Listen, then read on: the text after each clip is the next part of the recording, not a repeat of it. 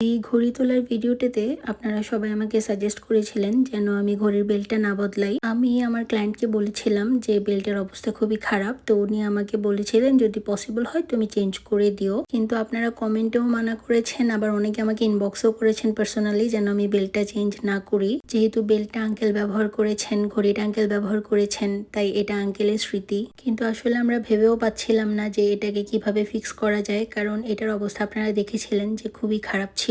আগের জন এটার মোটামুটি বেল্টটা পুরোটা বার্ন করে ফেলছে এবং জায়গা জায়গা থেকে বেল্টের লেদারটা উঠে গিয়েছিল।